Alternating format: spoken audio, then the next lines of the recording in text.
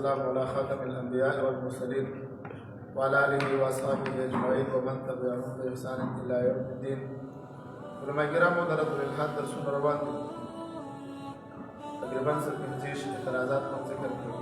دا غینه مخکې موږ دعوا جواب دعوا درسونه من ذکر کړو. بعضې مرګرو رابطې کولې چې دا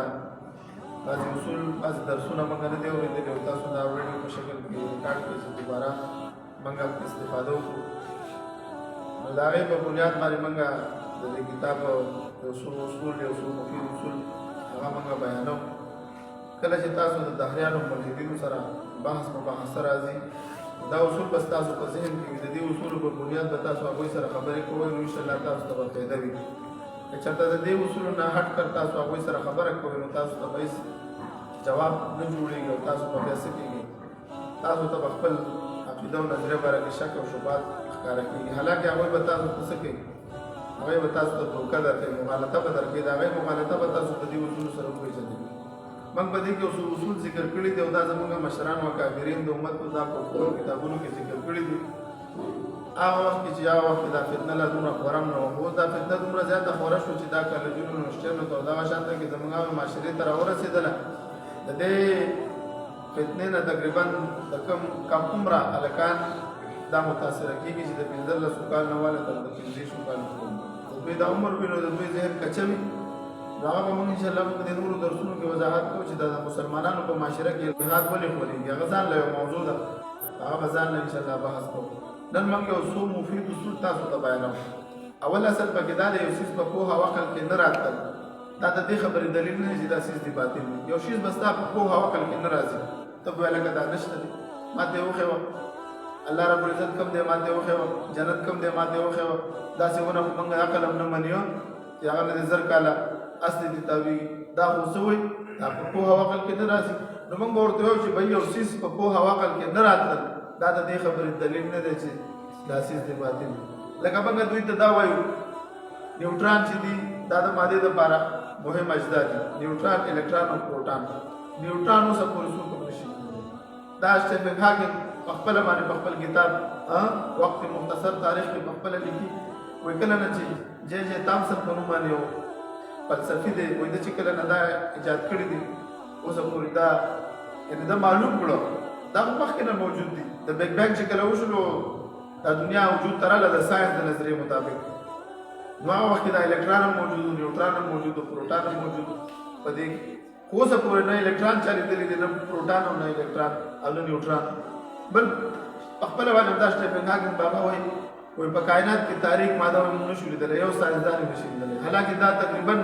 تاریک ماده چې ده دی وایي چې تقریبا د 80% نه زیاته ده په کائنات کې. اوسه پورې چې ساینس څومره ایجادات کړي دا 15% دي. څه دي 15%؟ 95% دوی نشي لیدلی او نه د دوی په عقل کې راځي، خو انکار هم نه کوي. څه نه کوي؟ دغه شان ده که موږ جنت نشو لیدلی، موږ جهنم نشو لیدلی، موږ پل صراط نشو لیدلی، خو زموږ په پوهه او عقل کې نه راځي، خو موږ انکار هم نه کوو. ولې؟ هغه د رښتوني خبر سره ثابت دی. انشاءالله به وضاحت کوو. دغه شان ده کې دویم اصل چې دی کوم کار چې عقلا ممکن وي او د صحیح نقلي دلیل سره ثابت وي نو هغه څه شی دی؟ هغه ته منې. یو څیز چې عقلا ممکن وي، یو کار عقلا ممکن وي او د نقلي صحیح نقلي خبر سره خبر صادق چې موږ ورته د دې سره ثابت شي نو هغه ته منې ولو که ستا په ذهن کې نه راځي. دغه شان ده کې درېیم اصل چې ورسره دی محالي عقلي یو څیز دی، یو څیز محالي عقلي دی او خلاف عادت بل څیز دی. د دې به انشاءالله موږ مکمل وضاحت کوو. تاسو درس واورئ. ابو نصر ته شروع کړو. بسم الله الرحمن الرحیم. اول اصل یو څیز په پوهه او عقل کې نه راتلل د دې خبرې دلیل نه دی چې دا څیز به باطل وي. وضاحت یعنې یو څیز چې ستا په عقل کې نه راځي نو دا خو د دې خبرې دلیل نه دی چې دا څیز دې باطل وي. مثال ځمکه 30.5 زاویې باندې ښکته ده. ځمکه چې ده 30.5 زاویې باندې ښکته ده، خو دا زموږ په عقل کې نه راځي چې بهی موږ کله ښکته ونه لیده، موږ چې راپاڅېږو وروره دغه شان ده کې برابر. اوس زموږ په عقل کې نه راځي. زموږ عقل کې ولې نه راځي؟ دلته بل سوال راځي. عقل کې په دې نه راځي چې بهی موږ د ده نظیر نه دی لیدلی. ورشي تا ته څوک وایي چې کټ او کټ تا نه لیدلی، ته به سوچ کوې چې دا کټ څنګه دی. لکه هغه یو قاري صاحب په سترګو باندې معذور او ړوند یو ماشوم له کیر راوړی، وایي دا کیر وکړه او مور به له کیر وکړه، وایي دا کیر څنګه وایي دا سپین، وایي دا سپین څنګه ګوره هغه سپین نه و لیدلی. ما ورته خو شکر دی سپین هم پېژنو، سور هم پېژنو، سترګې هم دي. څوک چې مادرزاد ړوند وي هغه سپین او سور پیژني نه پیژني هغه ورته وایي چېرې داسې شی تاکیر څنګه وایي چې کوږي نو هغه وایي زما په دې ملک کې به دا څنګه ځي لکه زه دا وایم دا ولې دې قاري صاحب د ده نظیر نه و لیدلی د کیر نظیر نه و لیدلی دغه شان ته که موږ نظیر نه وي لیدلی نو ځکه زموږ په عقل کې نه راځي د ځمکې دا رفتار موږ نه دی لیدلی دا رفتار 29 کیلومتر رفتار چې دا کوي موږ نه دی ناپ کړی چې بھائی دا 29 کیلو خو موږ بیا منو د چا په خبرو د ساینسدانانو په خبرو باندې د ساینسدانانو په خبرو موږ منو چې هلکه دوی وي بس ټیک ده موږ ځکه زموږ د عقیدې او د نظریې نه څه خلاف نه ده زموږ د عقیدې او نظریې خو دوی وضاحت كل في فلك يسبحون دا ځمکه هم یو فلک دی د ټول روان دي لامبو وهي چپو کې روان دي په خپل رفتار سره اوس چې څوک د ساینس نه خبر نه وي هغه به د دې دلیل نه انکار کوي خو د دې سړي انکار کول بغیر د دلیل دي صرف د په عقل کې نه راځي ګوره د سره دلیل نشته او سړی د ځمکې د رفتار نه انکار کوي د سره خو دلیل نشته خو صرف د په عقل کې نه راځي او زه نه منم دغه شان ده کې د جنت نه انکار کوي د جهنم نه انکار کوي د الله د وجود نه انکار کوي دا سره په دې باره کې څه دلیل نشته صرف د عقل کې نه راځي نو ستا په عقل کې نه راځي دا د دې خبرې دلیل نه دی ولزبانو تاسو ورته څه وایي چې به یو شی ستا په عقل کې نه راځي دا د دې خبرې خو ډېر شي نو ستا په عقل کې به نه راځي بیا به تاسو کې به نه مني بیا مثلا کوم کار عقلاً ممکن وي او د صحیح نقلي دلیل سره ثابت وي مثلا چې الله جل شانه په دې قادر دی چې یو دلته ودرېږه دا یو اعتراض کې مشهور اعتراض دی دوی وایي یاره چې دا څنګه کېدی شي حدیث مبارک کې راځي چې د جنت کې به یو دامره غټه ونه چې تیز رفتار است تاویږي زر کاله به دا د دنه به دوی وایي چې دا څنګه کېدی شي دا څنګه کېدی شي چې ورونه غټه ونه به موږ ورته وایو الله رب العزت چې په دې قادر دی چې وړه ونه پیدا کولی شي غټه ونه نشي پیدا کولی نو کوم کار اوس دا عقلاً ممکن ده او که نه ده مولوي صاحبانو تاسو نه تپوس کوم عقلاً ممکن ده څنګه عقلاً ممکن ده چې وړه ونه پیدا کېدی شي غټه پیدا کېدی شي پیدا کېدی شي که نه شي لکه دوی دا یو بل اعتراض هم کوي د آدم علیه السلام عمر څومره عمر او دا عقد اوس وایي دا خو خلاف عقل ده موږ ولې خلاف عقل چې الله دا 15 فوټه شپږ فوټه انسان پیدا کولی شي شپېته فوټه نشي پیدا کولی ولې نشي پیدا کولی دا خو عقلاً ممکن ده دغه شان ده کې مولوي صاحبانو دا خبرې به وي چې څیز دویمه ځل څه شی دی کوم کار چې عقلاً ممکن وي خو د صحیح نقلي خبر سره ثابت شي کوم ته چې موږ څه وایو خبر صادق وایو دا به څه کې دا به منې او دا خبره نقلي خبر سره ثابت دي چې هغه حدیث مبارک دی درې مثلا محال عقلی او سي دي محال عقل محال غړیا ته هم ممکن ده او خلاف عادت ډیر سيزونه به خلاف عادت وي سبب لکه دا اوخ لکه دغه نه اوخه پیدا کېدل دغه نه اور نسو زول دا خلاف عادت کار دی دا اور کار څه دی سوځول خو لکه بعض وخت چېرته ته کېونو دا به خلاف عادت راځي دوی وایي دا محال عقلي ده عقل نه موږ دا محال عقلي او خلاف عادت دا به تاسو پېژنئ وضاحت یو څیز به خلاف عادت وي خو محال عقلي به نه وي د حضرت ابراهیم علیه السلام اور نه سوځول دا خلاف عادت وي خو محال عقلي نه دي نو بس خلک دا محال عقلي ګڼي او یا مثال د صالح علیه السلام اوښه ده اوښه او داسې نور واقعیت دا خلاف عادت وي خو محال عقلي نه دي ځکه چې د هر څه الله جل شانه په خپل قدرت سره پیدا کړي دي او الله جل شانه په هر څه قادر دی اوس الله رب العزت دا اور پیدا کړی دی نو د دې اور په دې کنټرول باندې قادر دی او که نه دی قادر ولې نه دی قادر موږ د دنیا مثال نه ورکو دی دا اوس سټلایټ لګلی دی بره دا زموږ د دغه نه 15 لکه کیلومتر لري جیمز ویب په نوم چې کوم سټلایټ لګلی دی مخکې هبلو دی نه دلته نه کنټرولوي څه شی کوي انسان دومره پاور دی چې دلته نه خپل 15 لکه کیلومتر لري مریخ کې دوی کوم دغه شي لګلی دي سیارې لګلې دي دوی مریخ ته دوی چې کوم دا سټلایټونه لګي دلته نه کنټرولوي اوس د انسان دومره پاور دی چې دا څه پیدا کړی دا د لکونو کیلومتر لري نه دا کنټرول کولی شي الله رب العزت په دې قادر نه دی چې داسې دا اور کنټرول کړي چې اور نه څه وکړي دا خپل دا کوم خصوصیت دی چې سلم دا خلاف څه شي خلاف عادت دی مولوي صاحبانو دا محل عقلي دی مولوي صاحب پوهېږئ که نه پوهېږئ څلورم اصل د موجود کېدو لپاره محسوس کېدل او مشاهده وضاحت دې ویلو وضاحت ویل شو څلورم نمبر سره اصل د موجود کېدو لپاره محسوس کول او مشاهده کول لازم ده یو څیز به موجود وي ته نه محسوسولی شي او نه مشاهده کولی شي ډېر څیزونه داسې دي زموږ په خوله کې وایرس دي که نه محسوسولی شي نه مشاهده هېڅ هم نشي کولی دغه شان ته په کائنات کې ډېر شیزونه موجود دي د دې د مادې په باره کې وضاحت وشو نه محسوسولی شي او نه لیدلی شي اوس بسې کې به دا نه منو که چېرته ته دا خبرې کوې نو بیا خو ته هېڅ هم به منه ځکه چې تا خو د دنیا یو څیز هم تا نه لیدلی ته خو د بل په خبره یقین کوې ډاکټر ته چې موږ لاړ شو ډاکټر چې انسان ته ټیسټ ولیکي د ډاکټر په خوله باندې یقین کوي که نه کوي ویل که تا کې دا بیماري ده دا بیماري چا خو لیدلې نه البته محسوس کولی شي بعض نور محسوسات نه دغه وي لکه اوس جنګ عظیم تېر شوی دی نه یې محسوسولی شو مولوي صاحب مشاهده کولی شو بیا به څه کوو نه بیا منو ولې بیا نه منو موږ 1945 کې خو موږ یو نه وکړو او جاپان باندې امریکا اټمي بمونه خلاص کړي موږ یې محسوسولی شو مشاهده یې نشو کولی موږ یې ولې منو یار د صحیح خبر سره ثابت دی نقلي خبر سره ثابت دی چې هغه رښتونی خبر دی نو موږ ته انکار کولی شو نشو او که موږ انکار کوو موږ له به خلک څه وایي جاهلان دغه شان دی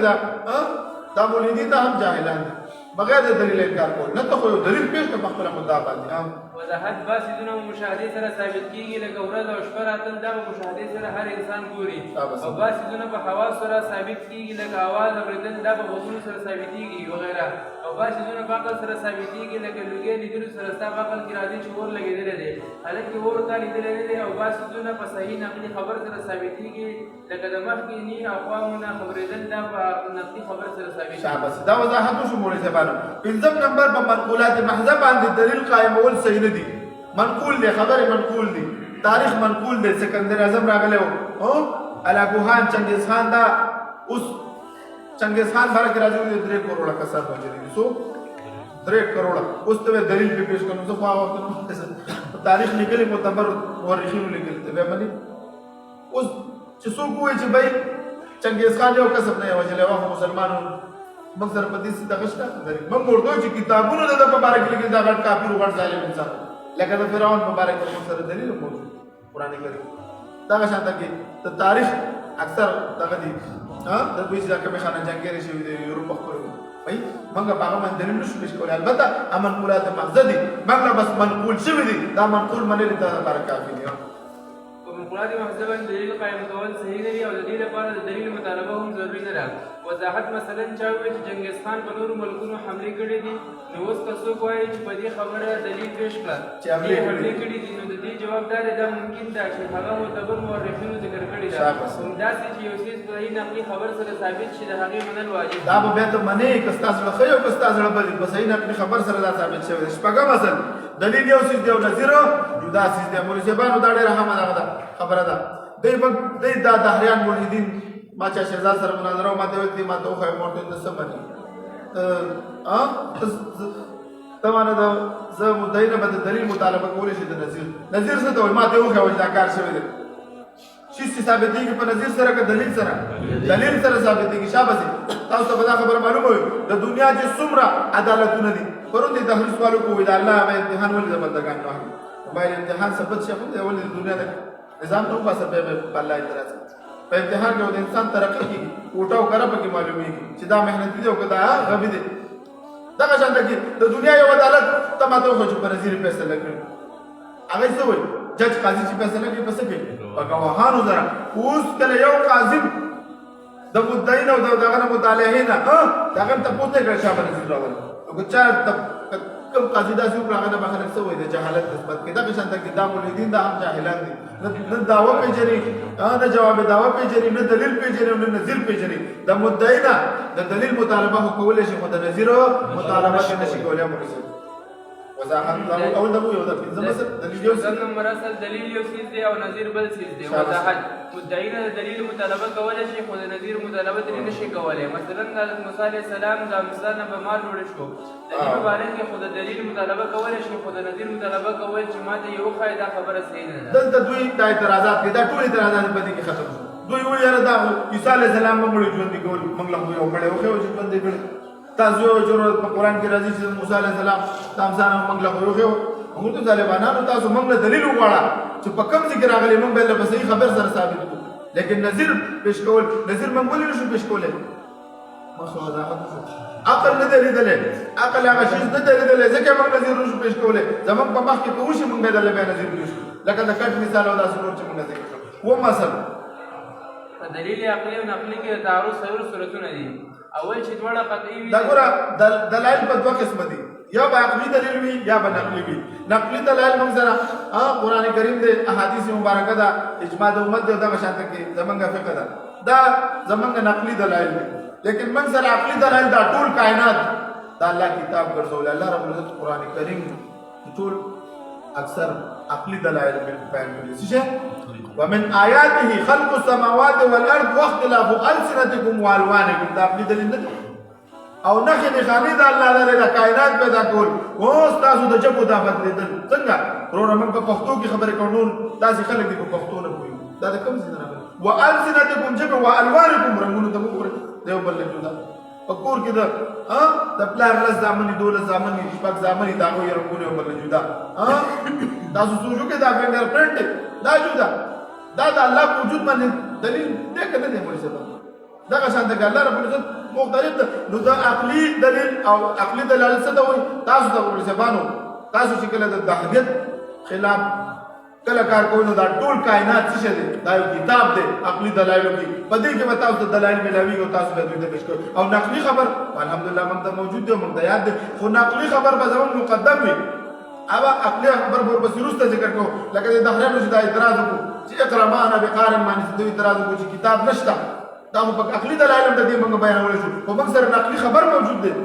نقلي خبر موږ سره موجود دی چې جبرائیل علیه السلام سره د ریخم رومال او باقي کتاب ورته چې اقرا هغه ته